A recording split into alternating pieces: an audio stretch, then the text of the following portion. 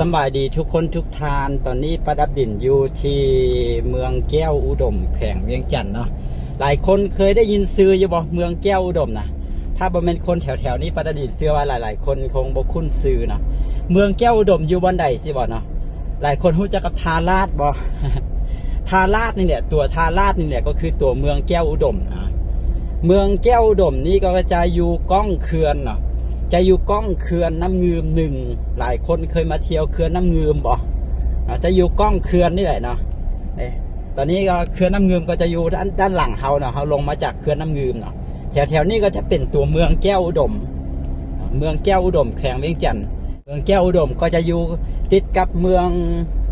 ทุรคมเนาะเมืองทุรคมหรือว่าแถวบ้านเกินนะก็จะเป็นเมืองทุรคมเนาะแล้วก็จะติดกับเมืองเวียงคำเมืองเวียงคำแขวงจันทน์ซึ่งเมืองเวียงคำท่านจะเป็นเมืองเอกของแขวงเวียงจันทน์ได้หลายคนก็อาจจะบ่เคยฮู้กันมาก่อนเลยก็ว่าได้เนาะแถวพ้นหมี่นะ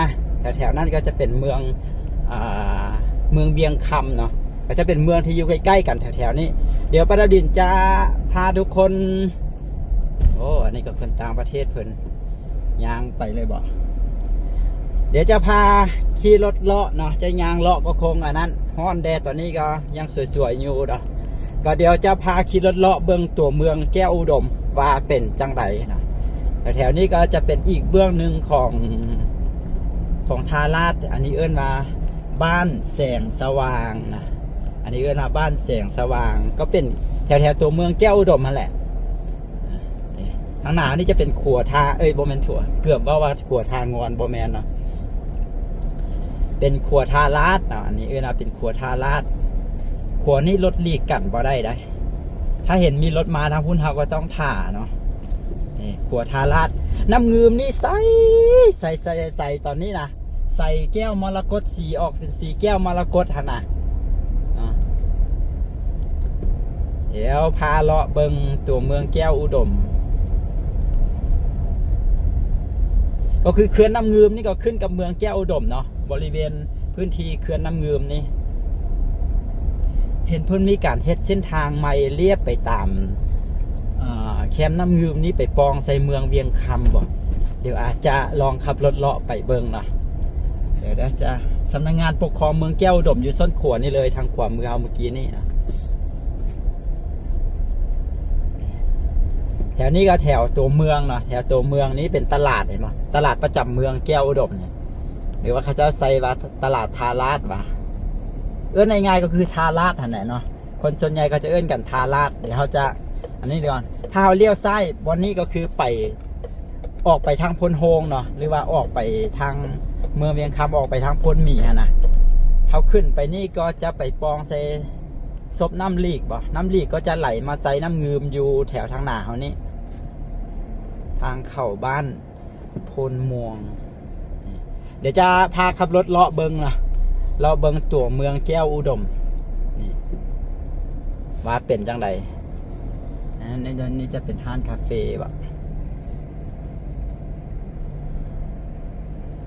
มีธนาคารมี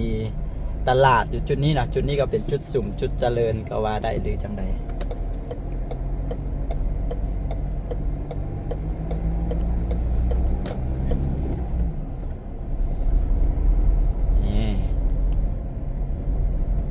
ก็จะเป็นบ้านเป็นเฮือนยาวขึ้นไปแถวนี้เมืองแก้วอุดมหรือว่าทาราชนั่นเองนะ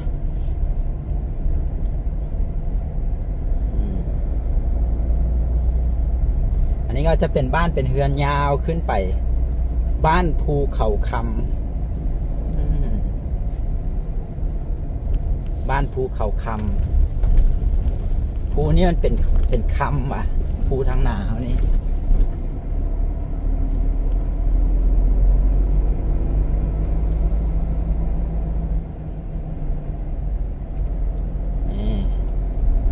เดี๋ยวเขาจะกลับออกไปแล้วเขาจะลองขับรถไปเลาะอีกเบื้องหนึ่งของเมืองเนาะแถวนี้คนน่าจะไม่ได้อยู่หลายกับเท่ากับอีกเบื้องหนึ่งที่เรียบไปตามทางแคมน้ำงืมนะแต่ก็ยังเป็นบ้านเป็นอย่างยาวขึ้นไปพุ่นอยู่เดี๋ยวหาบอลกลับรถออกไปกัน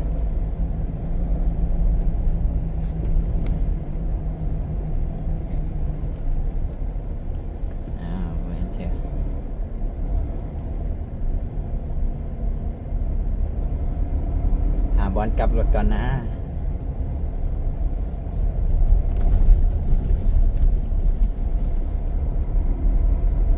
ทางซ้ายมือเรานี่แหละที่ภูเขาคำนี่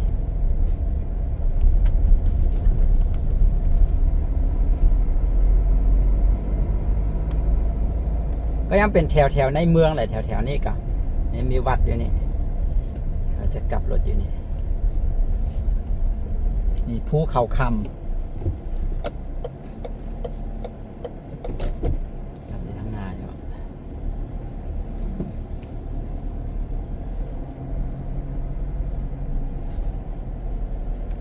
อันนี้คือภูเขาคำนะทุกคน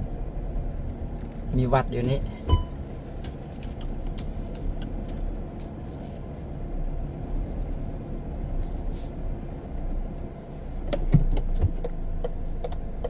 น่าจะซื้อวัดภูเขาคำโอเคได้เดี๋ยวเขาจะกลับออกไปแล้วเดี๋ยวเขาจะไปขับรถเลาะเบิ้งรู้สึกว่าเพิ่นมีทางตัดใหม่ว่ะจากเมือง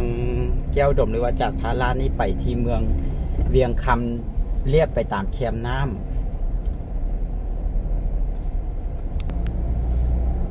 ำนี่ชื่อว่าบ้านทินแก้วนะ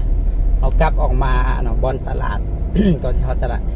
ประเด็นเป้าไปพิษเมื่อกี้นี้ว่าบอลคนอยู่หลายเป็นบ้านใหญ่น่าจะทางหลังเฮาเนาะเมื่อกี้นี้เฮาไปฮอดอันวัดอย่างก็นะที่ว่าวัดอันภูเขาคำฮะนะนะไปตื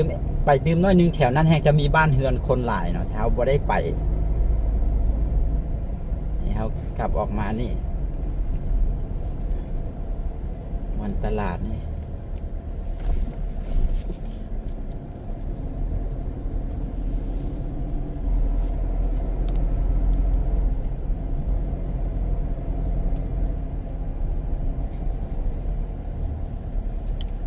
คิวรถทาราด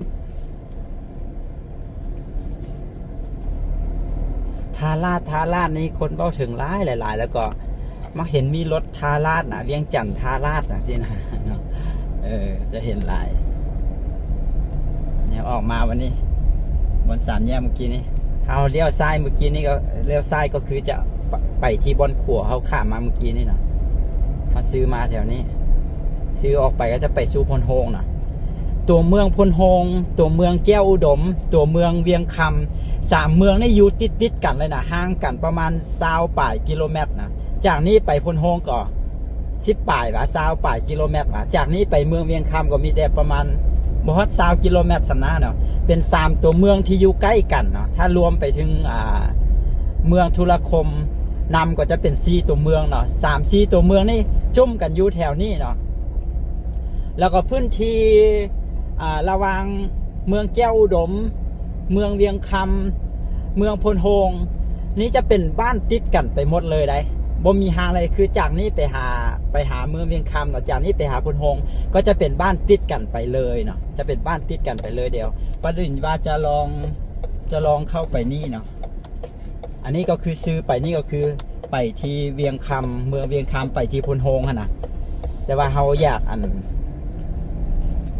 นี้เป็นบ้านทาราดนะแถวนี้รู้สึกว่ามันจะมีเส้นทางเลียบไปตามแคมน้ำงืมแม่นตัวนี้แล้ววะโมเมนตีรู้สึกว่าจะมีเส้นทางเพิ่นตัดไม้บ่เลียบไปตามแคมน้ำงืมนะประเด็นก็เลยว่าอยากลองขี่รถเลาะเลียบไปตามแคมน้ำงืมนี้โมแมนแล้วอันนี้นะจะกลับไปบอนขัวแล้วอันนี้นะโมแมนละเขายังประทานฮอดทางเข้าถือเขาเลยเข้าก่อนนะเป็นอย่างเราต่างเลาะเบิงบ้านทาราดอันนี้คือบ้านทาราดนี่คือบ้านทาราด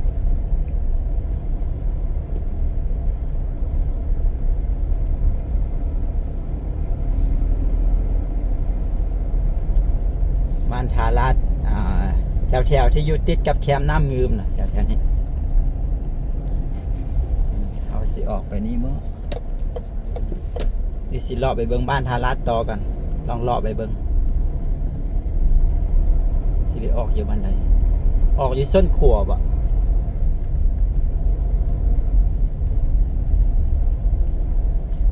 ออกอยู่ส้นขัวนี้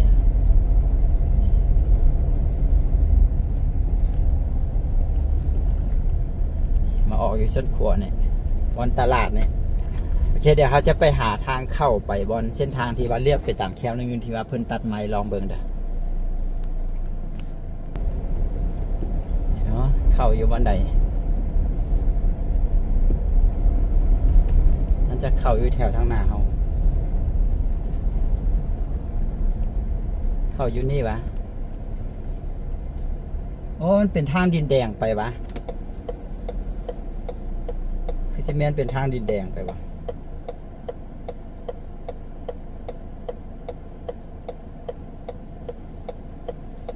โอ้เป็นทางดินแดงไปเนาะ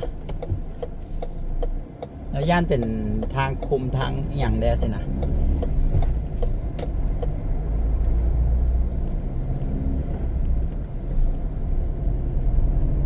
ก็เป็นบ้านเฮือนลงไปในนี่เฮือนพักป้าดลีเคยมาพักอยู่เฮือนพักเทิงนี่แหละ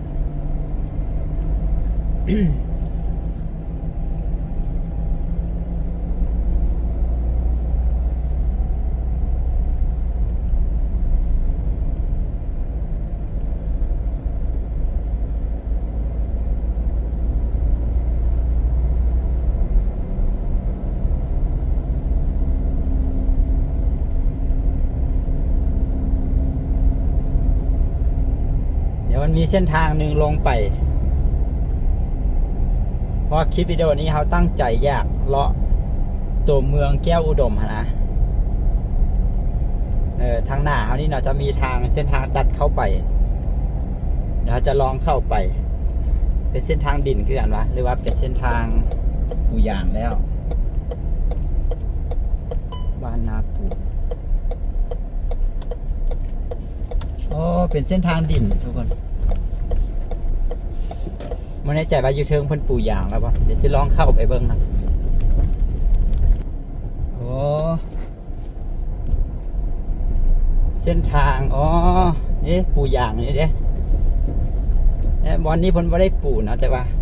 พอมาวันนี้เขาเจ้าก็ปู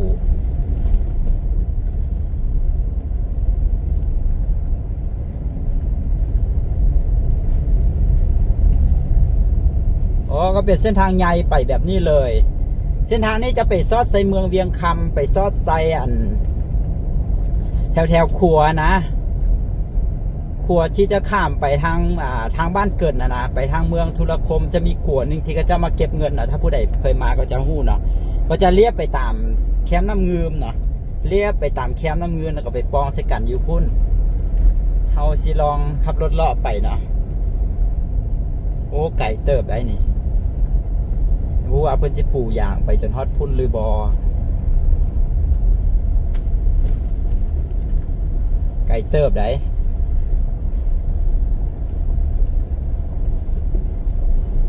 เดี๋ยวจักลักลองคำนวณมันก่อน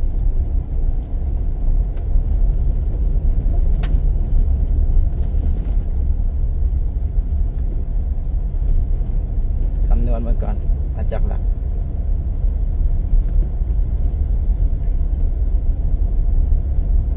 โอ้8 หลักก็ไม่ได้ไกลเนาะประมาณ8 หลักแต่พูดว่าเส้นทางเป็นอะไรได้เขาสิลองไปเรื่อยๆเนาะก็จะไปออกใส่ขัวที่ว่าเก็บเงินนะ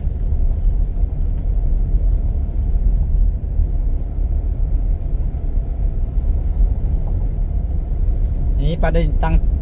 ตั้งใจมาขับรถเลาะเบิ้งแถวๆนี้นะ บ่เคยมาจากเชือคือกันได้เส้นทางนี่นะบ่ฮู้ว่ามีเส้นทางนี้สำนักเบิ่งใน Google Map แล้วเอาเห็นว่ามีเส้นทางก็เลยว่าลองมาก็เป็นเส้นทางใหญ่เลยได้นี่เป็นเส้นทางใหญ่เลยเพิ่นน่าจะเฮ็ดเผื่อไว้ในอนาคตถ้าคนมาอยู่หลายนะแถวนี้ก็ถือว่าบ่ได้ไกลจาก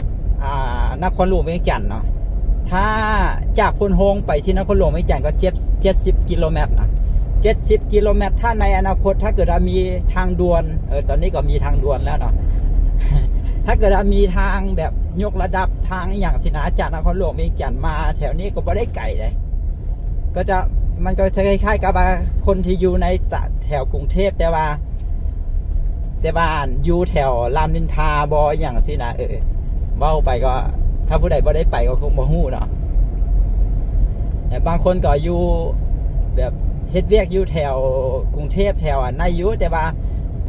บ้านเฮือนก็อยู่แถวรามอินทราอยู่แถวอย่างก็ออกไปทางสนามบินสุวรรณภูมิสินะโอ้เพิ่นก็ตัดเส้นทางไว้กว้างใหญ่แบบนี้ท่าไว้เลยเนาะนี่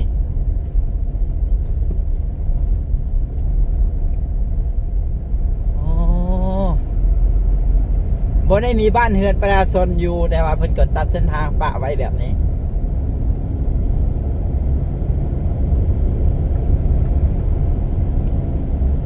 โอ้เส้นทางใหญ่ๆเลยนี่อนาคตเพิ่นปลูกคอนกรีตหรือว่าเพิ่นเฮ็ดเป็นเส้นทางจริงจังก็คงจะเป็นเส้นทางซีเลนประมาณนั้นแหละ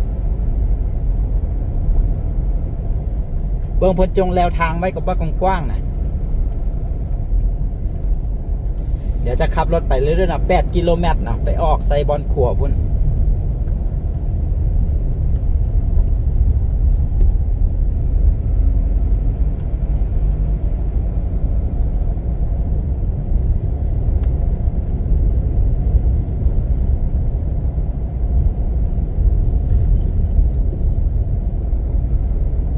โอ้บ่มีบ้านคนบ่มีอย่างเลยแถวนี้นะเป็นป่าธรรมดานี่แหละ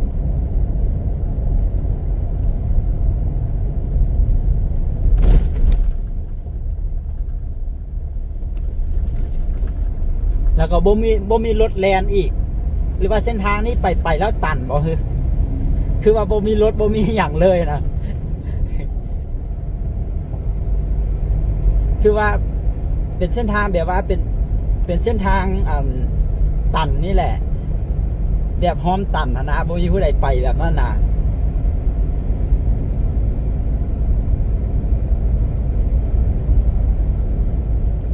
แต่ว่าเส้นทางใหญ่ๆเนาะรถก็บ่มีเส้นทางก็ใหญ่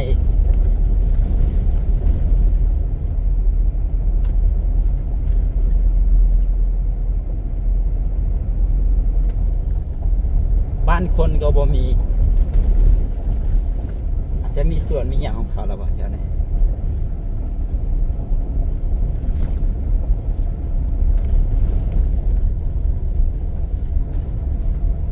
หญ้าจนออกตามทาง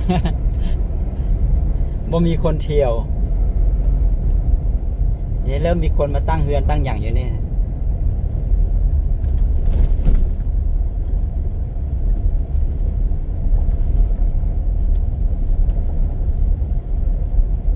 เส้นทางนี้ไปแล้วสุด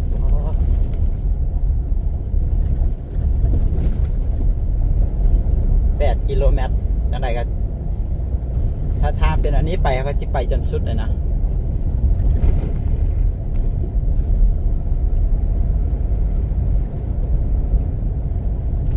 แถวนี้คือเป็นป่าซื่อๆบ่มีผู้ใดมาเฮ็ดหยังนะ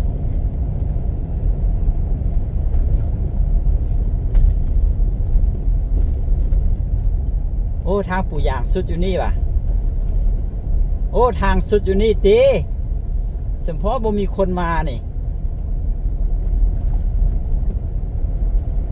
หรือว่าปู่ย่างสุดนี่แต่เพิ่นก็คือว่าเห็นเพิ่นก็เกตทางไปอยู่ได้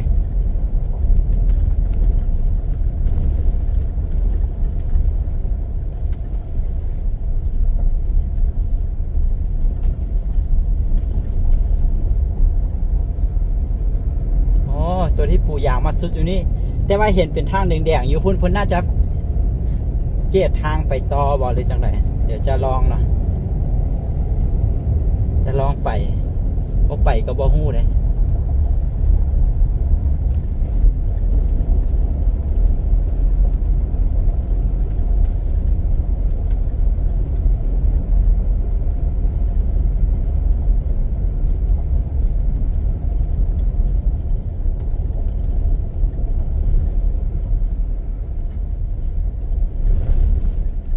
เอามาสิได้เครื่องทางละ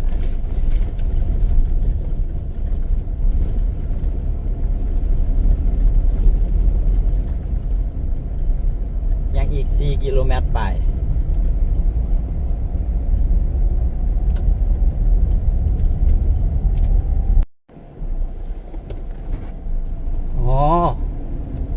พอมาน้อยนึงเนาะวันที่เพิ่นบ่ปลูกยางระวังนี่นะก็บ่ได้ไก่ได้น้อยเดียวนึงแต่พอมาบนนี้เรามีปลูกยางแต่เพิ่นก็บ่ได้ปลูกยางทั้งหมดเนาะปลูกยางทั้งหมดก็กว้างโพดนะมันอาจจะเปลืองงบเนาะเพิ่นก็ปลูกแต่ว่าลดส่วนกันได้นี่แต่ว่าเส้นทางบนเกตไว้บักใหญ่ๆบักกว้างๆนะเพิ่นเกตป่าไว้เลยแบบก็ดีเนาะแบบเวลาเพิ่นที่ขยายเส้นทางที่บ่จำเป็นจะต้องได้ไปแบบไปยกย้ายเฮือนประชาชนบ่อย่างซี่นะเพิ่นเกตกว้างใหญ่ป่าไว้เลยเนาะถ้าผู้ใดสิมาอยู่อย่างซี่ก็ต้องตั้งเฮือนไปตามแล้วเสาไฟสินะก็ถือว่าพัฒนาได้เนี่ยแบบนี้ก็ถือว่าดีหลายแล้วนะเพราะแถวนี้มันมีบ้านเฮือนเนาะมีบ้านเฮือนประชาชนก็เลยว่าปลูกยางให้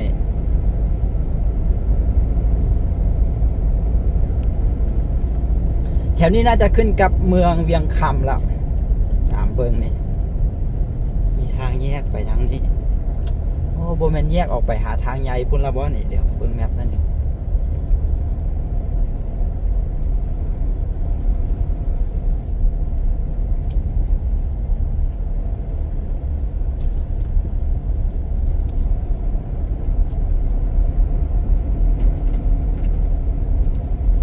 แยกออกไปหาทางใหญ่ไปหาบ้านเราเมื่อกี้ในทางเมื่อกี้นี่เนาะแต่ว่าเขายังไม่ไปเขายังตามเส้นทางนี้ไปแถวนี้ขึ้นกับเมืองเวียงคำแล้วเด้อนี่นะขึ้นกับเมืองเวียงคำแล้วเนาะเทศบาลแพงเวียงจันทน์แล้วเนี่ยรถก็หลีกกันได้แบบนี้นะตัวอย่างมาแบบนี้โอ้ยสุดอยู่บนนี้วะโอ้ปู่มาสุดอยู่นี่เพิ่นปู่อยู่แต่เฉพาะบ้านเนาะเฉพาะในบ้าน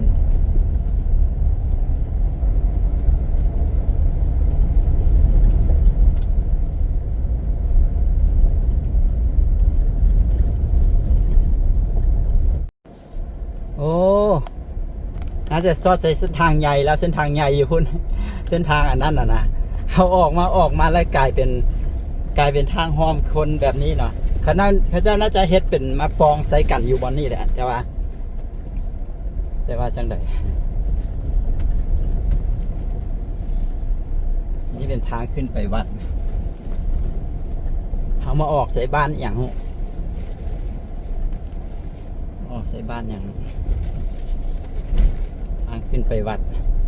เอามาวันนี้กลายเป็นทางหอมบัดนี้ทางมันจะเขาจะเฮ็ดไปปองใส่กันอยู่วันเมื่อกี้นี่นะแต่ว่าเพิ่นยังบ่ทันเฮ็ดเถื่อนี่กันไปกลายเป็นทางหอมในบ้านได้นี่แล้วจะออกไปทางใหญ่แล้วนะทุกคนออกไปทางใหญ่